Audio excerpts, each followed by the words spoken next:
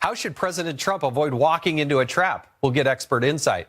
Plus, a Florida school shooting survivor joins us to discuss his meeting with the president yesterday and to explain why he is not on the gun control bandwagon. And actor and congressional candidate Antonio Sabato Jr. joins us from California to discuss Hollywood's hypocrisy on the NRA and guns. But we begin with news that will only intensify the battle over illegal immigration.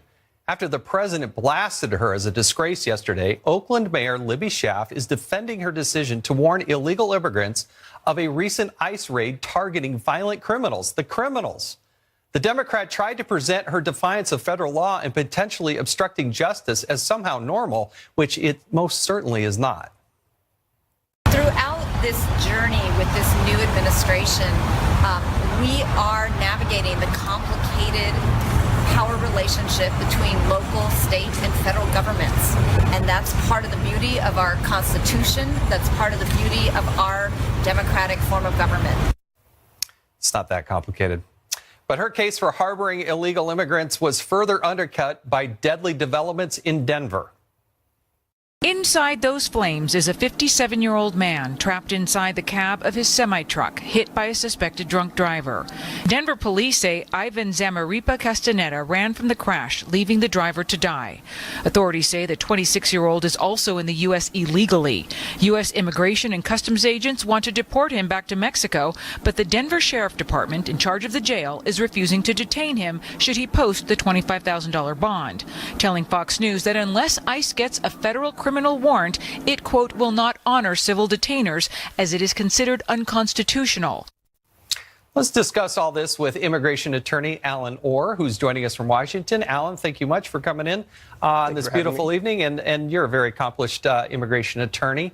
When you see these stories, when you hear about this, what's wrong with trying to protect Americans by taking people that are not only here illegally, but they are committing crimes? This is the criminal element. And what I'd love to have in this few minutes we have together is just talk about the criminal element, the criminals.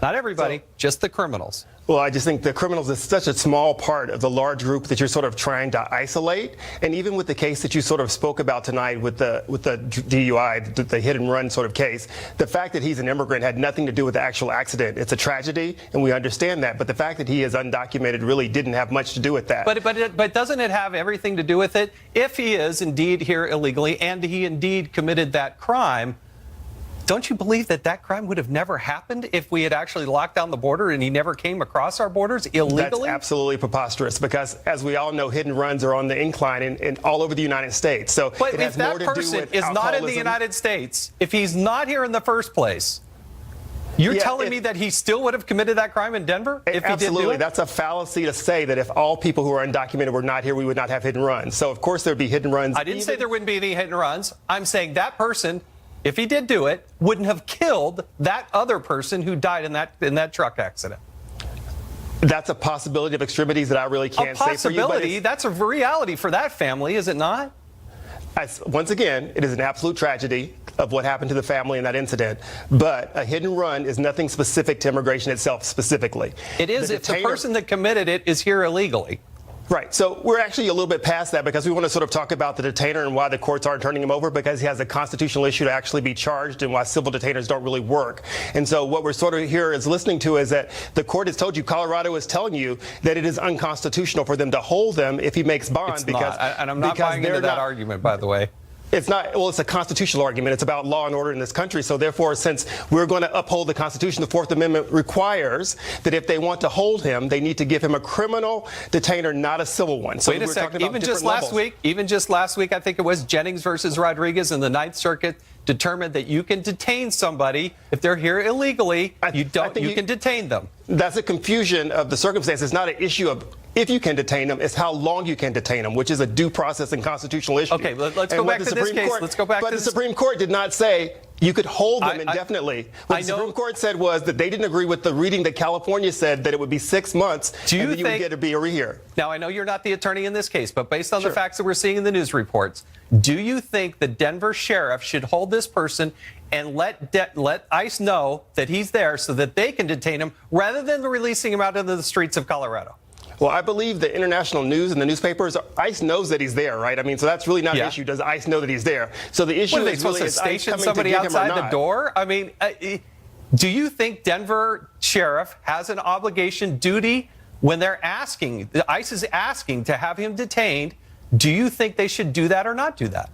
Well, the Denver has asked them to give them the criminal reason for why they should detain him, which is his constitutional right. So without giving him that information, they're absolutely correct. They should not detain him. ICE is saying we have reason to believe, we have probable there cause. There are 11 million people that are here undocumented. So the Constitution, if someone is here, it's a civil penalty. It's not a criminal detention. So it's not a matter of having each and every person. So what you're sort of saying is you're going to pick everybody up and put them where? No, I'm talking about the criminal element. Again, I want to focus 80,000 times under President Obama. There were people that were here illegally, committed another crime, got convicted of those crimes, and rather than deporting them, they released them back out into the United States. Do you think that's a problem? So what exact crimes are we talking about? I see that's where we can't sort of mix crimes together. No. Are we talking about civil penalties? Are we talking about drugs? It shouldn't matter. It shouldn't matter? Really? It shouldn't matter? Well, it's everything from homicide to rape to DUIs. I think that's the extreme end of it. It also could be such things as a traffic violation, a speeding ticket, right? So those rare anomalies that you wish to sort of exemplify They're not rare immigration. anomalies to the people who were killed or maimed or the victims of these crimes. Why should we tolerate even one of them? Or in any other incident where the person is a U.S. citizen, those things are still anomalies, right? I'm not talking about, I'm talking about people illegally here that commit crimes. And once they are incarcerated, they're being detained.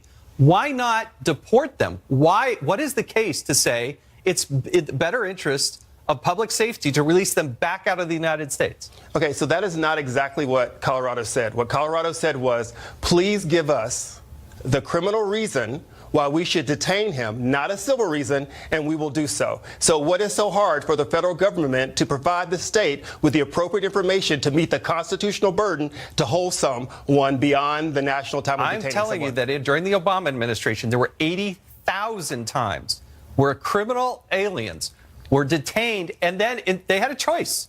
America had a choice, and President Obama and his Justice Department decided to, and his Homeland Security Department, release them rather than deport them. I understand that, but that's history. So we're not talking about the Obama administration. We're in the Trump administration and a year into that. But so Donald Trump is trying to do the right thing, and you've got the mayor of Oakland saying, no, we don't have any, you shouldn't help. And the legislature in California is saying, once again, you shouldn't we're talking about the Constitution. We're talking about the Constitution and unfair detaining someone on a civil penalty, right? Why can't the federal government provide the appropriate documents to meet the standard that the state needs to detain the person? That's a very simple thing to do. And they can detain them. But you know what? You have places like California and sanctuary cities where they choose to just release them rather than cooperating with ICE. That is not what California decided to do. That is not what the mayor did. The mayor did not go to individual people and say, look, ICE is coming for you. The mayor said, here to the general public, please be aware that this is taking place. Do not be afraid. No need to run and hide. So it was a civil public announcement, just like anything else that ever happens, right? No, it was a call to go run and hide. It was ICE. Hey, guess what? We're coming after the criminals. And if you got something coming for you, guess what?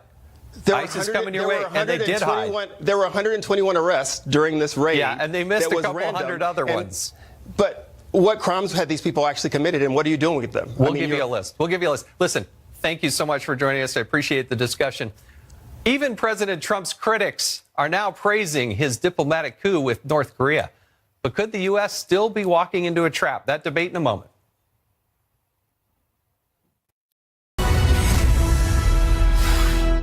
President Trump's bold decision to become the first sitting president to meet with a North Korean leader is drawing praise even from his critics.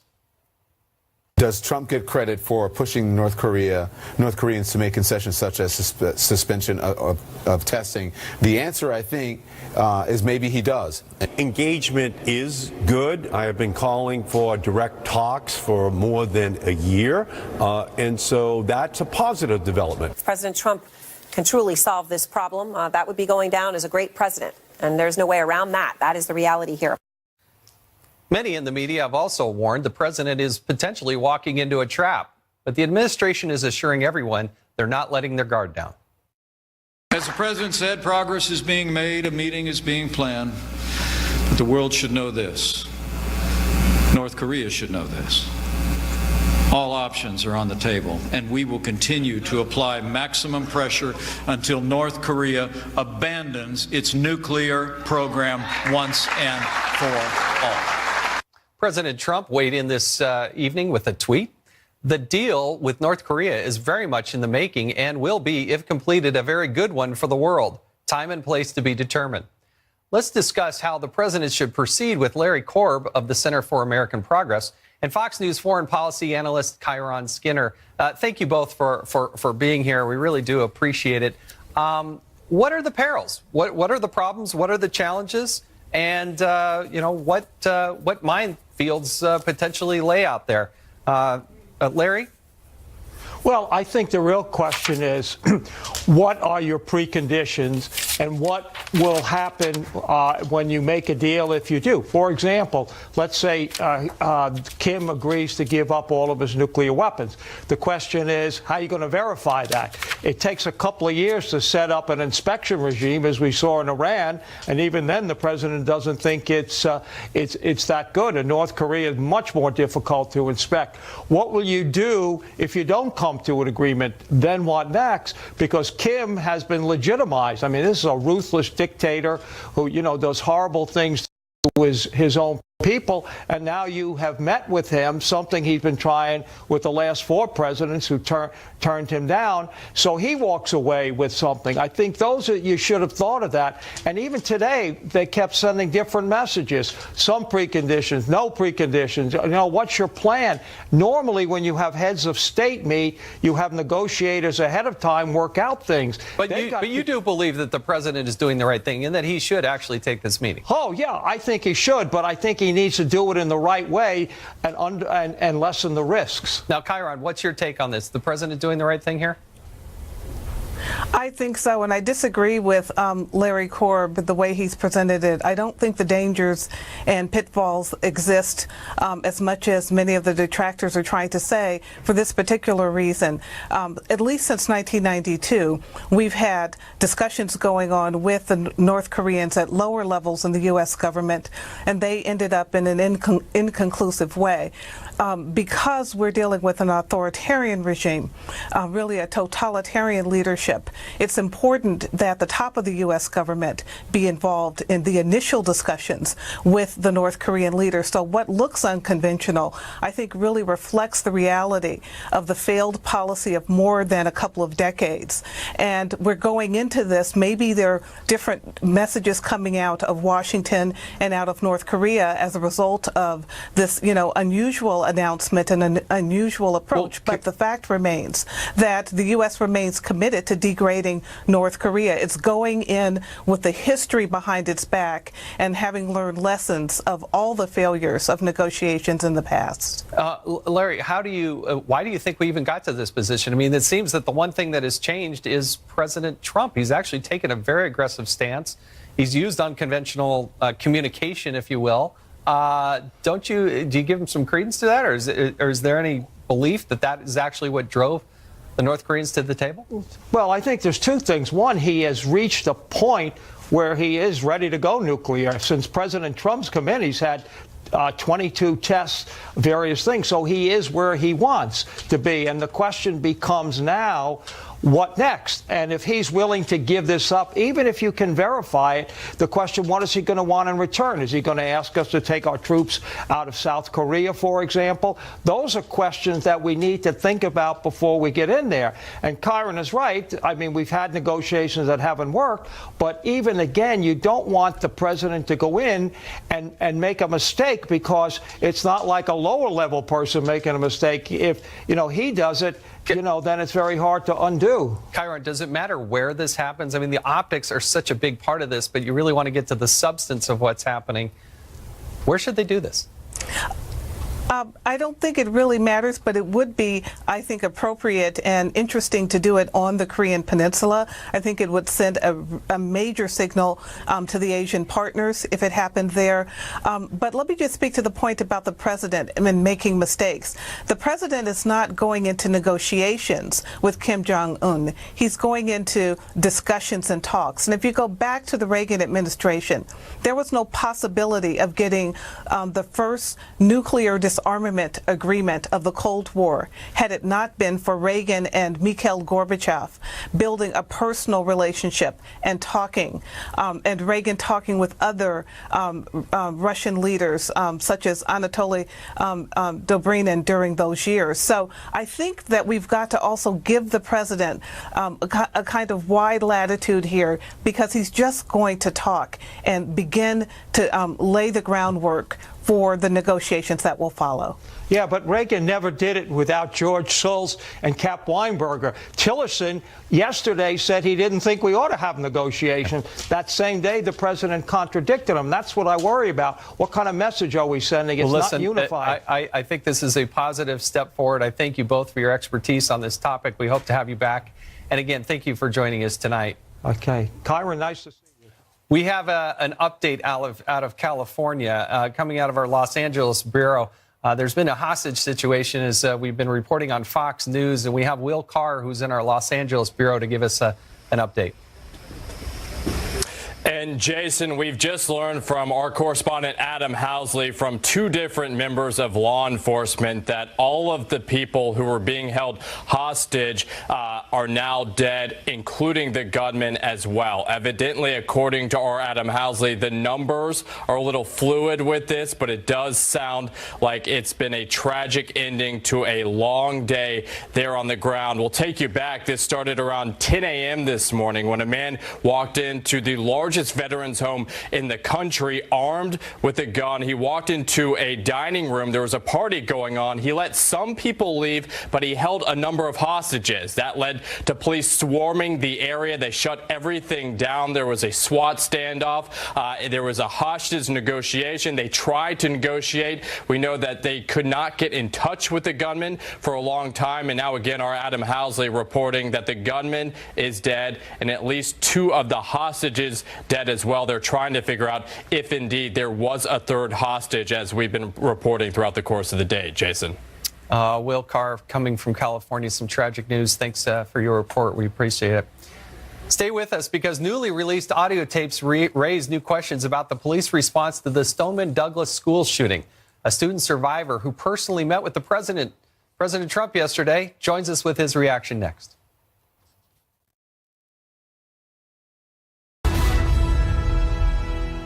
The deputy who lost his job for not confronting the Florida school shooter apparently did not tell the truth about his response. Deputy Scott Peterson claimed he thought the shots were coming from outside the building. But a radio recording released by the Broward County Sheriff's Department indicates Peterson knew the shots were coming from inside the building. We don't have any description yet. We just hear shots, but there appears to be shots fired. Alex, do not approach the 12 or 1,300 buildings. Stay at least 500 feet away at this point.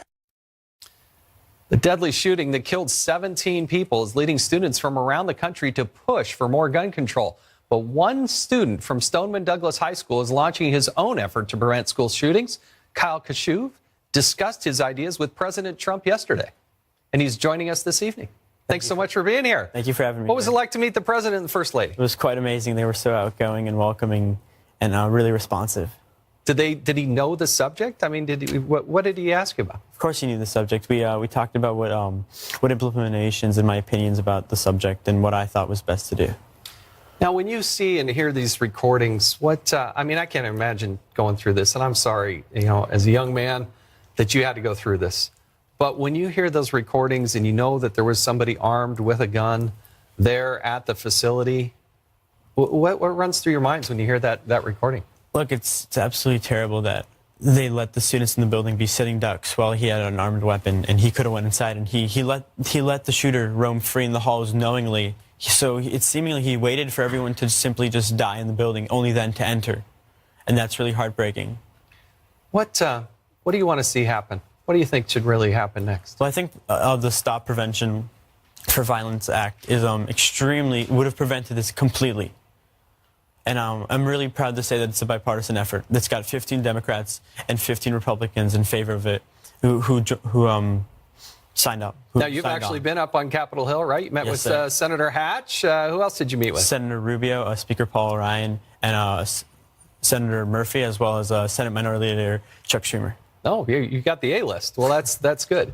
And what did you tell them? I mean, give me the quick pitch. What did you tell them we needed to do? Well, look, I talked to every single one about my concerns and opinions on the Second Amendment and what we had to do to protect it. And I specifically sat down with Chris Murphy, and we discussed what had to be done.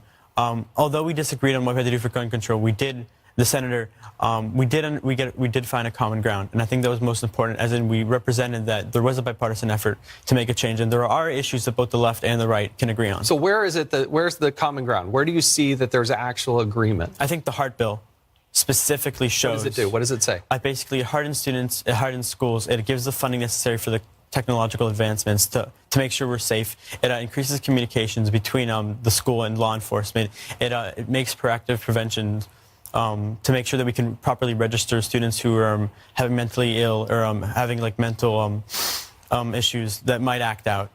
And the governor of Florida, Governor Scott, signed a bill today into legislation. Mm-hmm. Do you agree with that bill? There was one thing that stood out to me, and it was a big concern, because right now we have people in the military, age 18, serving and defending our country. However, we don't protect our own citizens who are legal age to vote and have the mental cognitive ability to vote to have the same weaponry. And I think that's really hypocritical. So you don't believe that there should be two different thresholds as to where you can actually purchase a gun? Do you think the gun that age should be higher, or should it be lower? Should it be 18 I think or 21? right now, if a voter is able to vote at age 18, that means we register they have the cognitive ability, the proper cognitive development to do so. And if they have that cognitive ability, then they should be able to also have the same rights as any other adult. Now, there's also some proposed legislation or some thoughts on legislation that there should be able to go out and get some sort of restraining order on people that can't distinguish right from wrong. You supportive of that or not supportive of that? Well, I'm really supportive of making sure that people who have mental disorders and not mentally stable cannot acquire weaponry, because at the end of the day, a bad guy, if you're not mentally stable, you shouldn't have a gun. And you're developing an app to help with this. Do you have a name for it yet? Yes, sir. It's called the Reach Out app, and what we're doing is we're allowing students from the same school develop emotional connections and solve their emotional issues in school without any federal government funding. It's great. The state of Utah is doing that as well. And there's an app out there that where students and 86 parents, lives saved. 86 lives saved with this app in Utah, and I hope they duplicate it around the country. I'm sorry that you and your friends, and you're too young to have to have gone through this, but thank you so much for being here. Thank you. Thank you. In a related development, the NRA immediately filed suit today to block a new gun control law just signed by the governor of Florida, Governor Scott. So after reviewing the entire bill, I had to ask myself, will this bill make a huge investment and dramatically improve school safety in hopes of never seeing another tragedy like this again? Will this bill provide more funding to treat the mentally ill? Will this bill give far more tools to keep guns away from people who should not have them? The answer to all three is yes. Not everyone thinks the answer.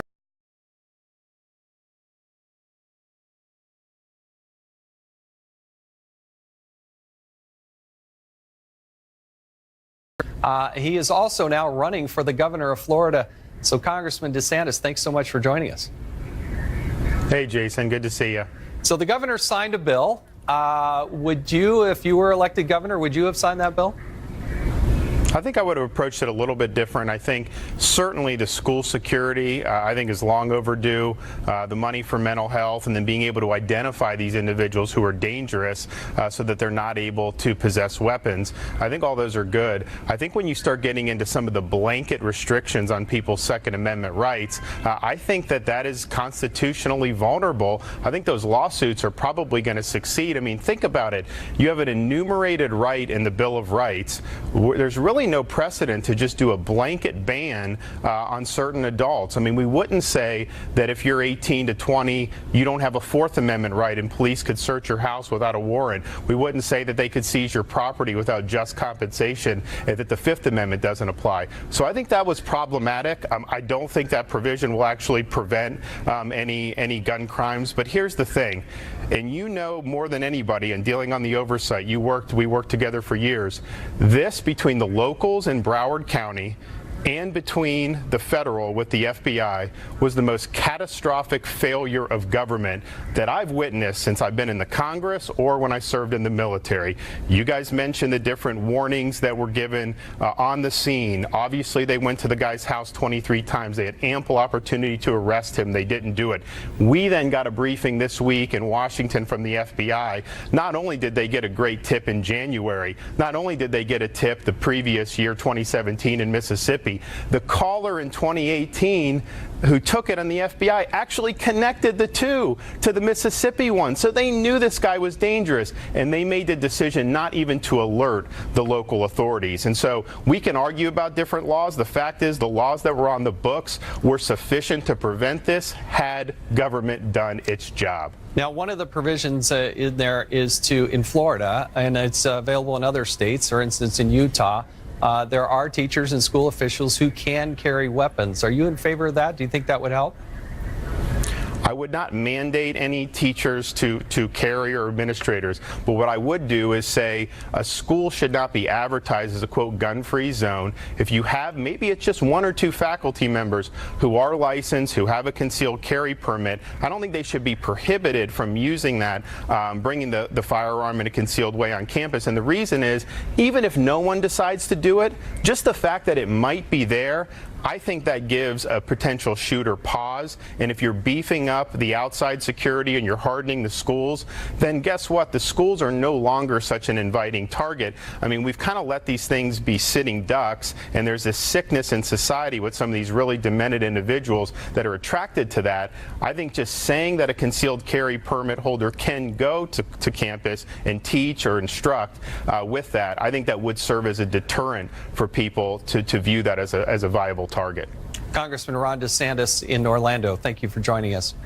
Hollywood celebrities are helping fuel a pro-gun control campaign, but they may want to take a look in the mirror instead. New details next. Hollywood is helping to lead the charge to destroy the National Rifle Association while giving big-time money to the pro-gun control campaign. But if they want to take a stand against violence, they may want to look at their own material.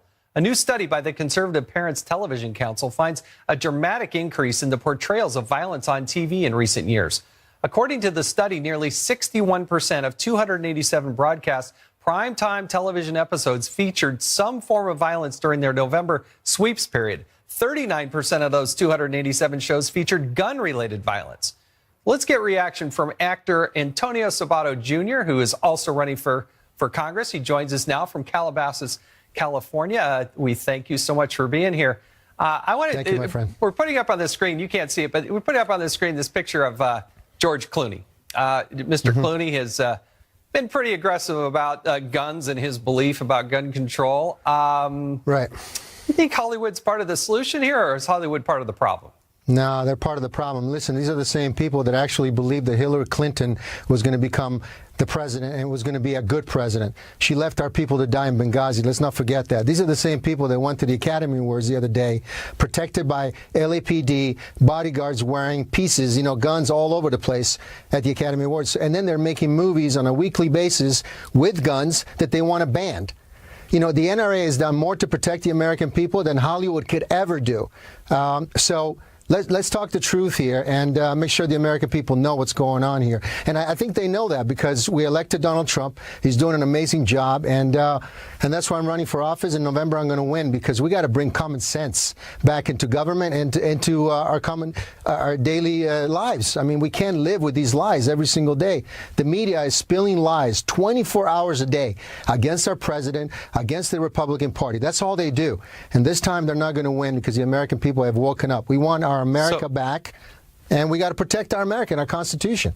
So what do you think is Hollywood's responsibility? Should they, they're entrepreneurs. Should they just profit? The reason they make movies with guns in it is because Americans go to them and they pay money to go see them. So is it their responsibility, or should we just call out their hypocrisy? What's the right answer for Hollywood? Well, if they want to talk about gun-free zones and always blame it on the NRA, then they are the hypocrites. But listen, right now, why don't they make more movies about positive stuff? What about family values? What about God once in a while? What about, the Ten Commandments? What about good stuff, positive stuff, loving, caring stuff? And I'm not talking about the Disney movies. I'm talking about in general.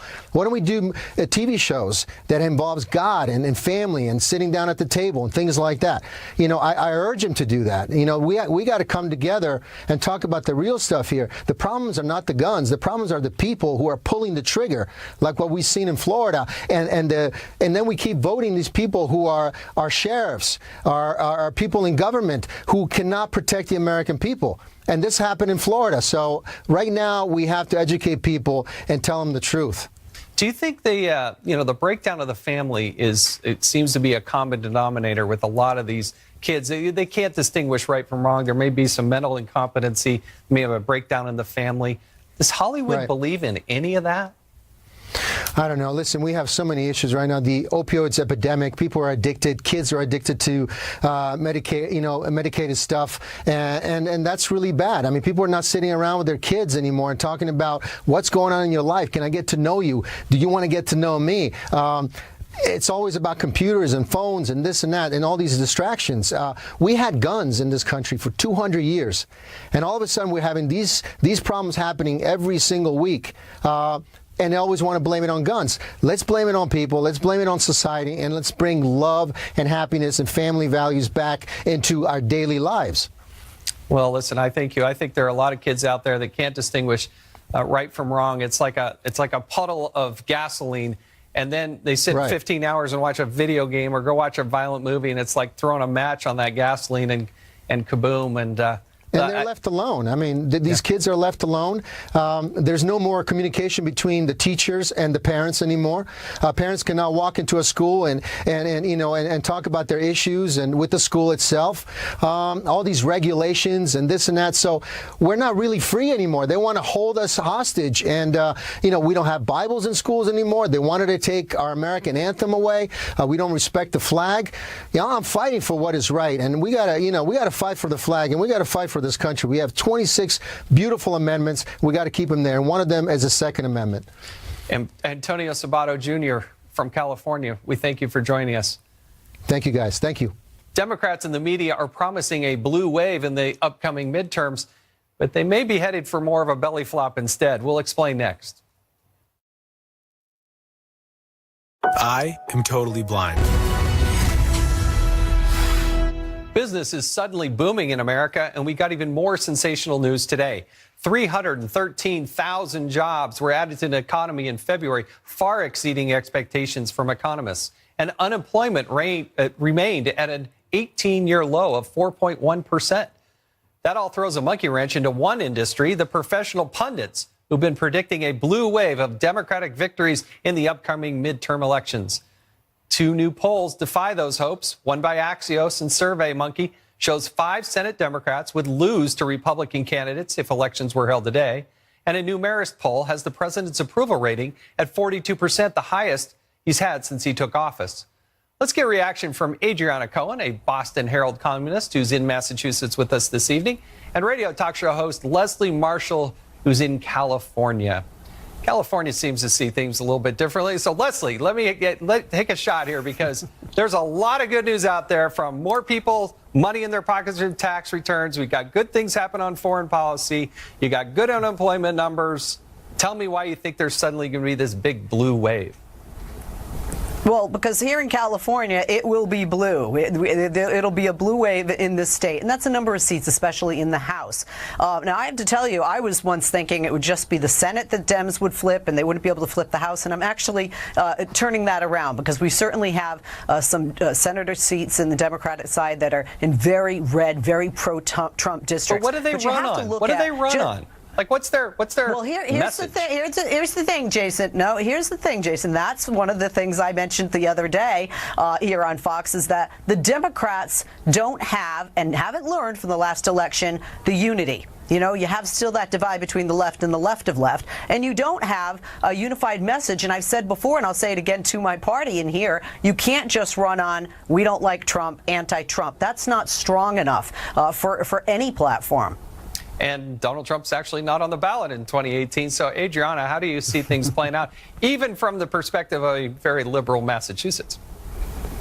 Right, but you know, the Democrats have been obstructionists since President Trump was inaugurated, and they voted against the tax cuts, which has benefited millions and millions of Americans. They vote against regulatory reform, which is growing the economy. Everything Trump does, they obstruct, and so Democrats can't run on, on a Trump derangement syndrome. They have to actually stand for something. And if we look at the economy, it's booming. President Trump is helping women. It's helping African Americans. The unemployment rate is at an all-time low. Our economy can't get any better at this point. We have the largest workforce participation rate in decades. And so at the end of the day, Americans are going to care about the kitchen table issues, which is how much money they can put in their pocket. And the economy is booming. They don't care so much about social issues. And unfortunately, the liberals, all they care about these days is protecting criminal illegal aliens. Now, Leslie, you have Nancy Pelosi at the top of the Democrats in the House, and you have Chuck Schumer. Is that the winning formula for Democrats? Put Nancy Pelosi and Chuck Schumer in charge?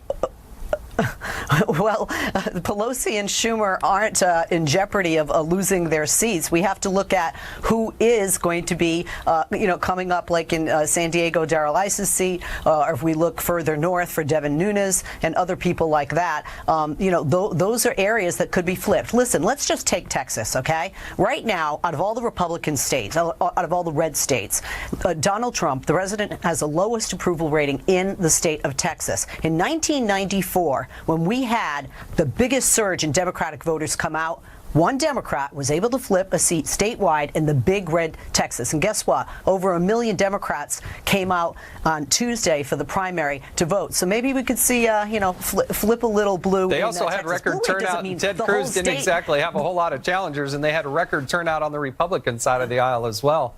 But that's one of the reasons that Texas is not going to be blue. And people hear blue wave, that's what I think they think we're painting the map blue. No, we're looking at states like California that are blue. They're looking at other states that are purple. And if you can flip a couple of seats in a state like Texas, that is a definite win. And in state seats and state legislatures throughout the country, we have seen a lot of blue. Adriana, I'm going to give you the last word. How do you see it playing out? You know what? Rasmussen has a new poll out. 78% of all Americans say their quality of life is either good or excellent. And so why on earth would voters shift course, vote for a liberal in November who's going to raise their taxes, take their guns, take their freedom away? I mean, the economy is booming. President Trump has restored the American dream. And also, I want to say Democrats were the party that supposedly supported the working man. That's no longer the case. The Republicans are. I mean, all the unions are supporting this tariff reform. President Trump has created 3 million jobs since he got into office. 263,000 of those jobs were union jobs. They were manufacturing jobs. And so this is going to even grow even stronger with the infrastructure plan that's going to be put into place. And so I'm curious to know who the Democrat Party actually represents these days, because the women are getting jobs, African Americans are getting jobs, and blue-collar workers.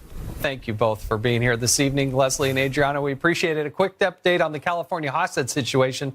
The California Highway Patrol just announced it resulted in 3 deceased females and 1 deceased male. We'll be right back.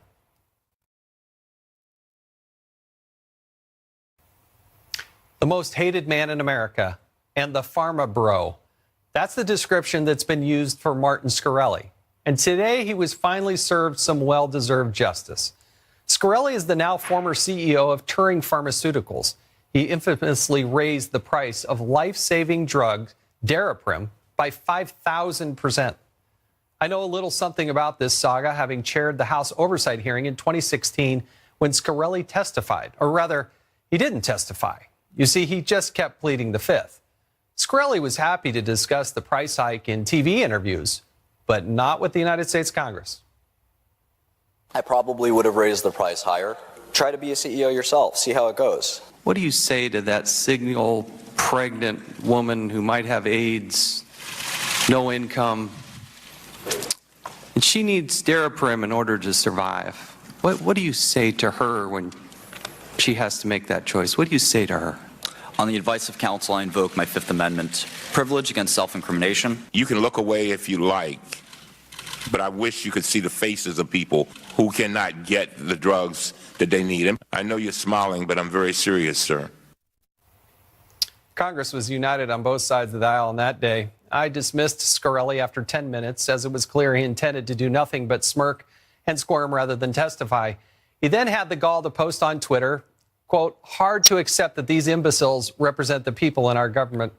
I guess you can call members of Congress whatever you'd like, but when you raise the price of drugs on people that will die without them by 5,000%, that's something else. Well, fast forward today in a different picture. Scarelli was reportedly crying as a federal judge in New York sentenced him to 7 years in prison. He's also been ordered to forfeit more than $7 million and his coveted Wu-Tang Clan CD. He was convicted on a matter unrelated to the drug price hike, but one that still may be telling, defrauding hedge fund investors. Scarelli's attorney told the judge that sometimes he wants to hug his client and sometimes he wants to punch him in the face. I know more than a few people who'd probably prefer the latter. That's our show for tonight. I'm Jason Chaffetz. I really thank Laura Ingraham. This is the fourth time I've been able to host this show, and I appreciate her confidence in allowing me to substitute host for her. It's truly an honor and a privilege, and I appreciate the dialogue and all the guests that were with us tonight. Laura Ingraham will be back on Monday, but we got a great show. You got to stay tuned to Fox News, because Shannon Bream and the Fox News night team are up next. Have a great weekend, everybody.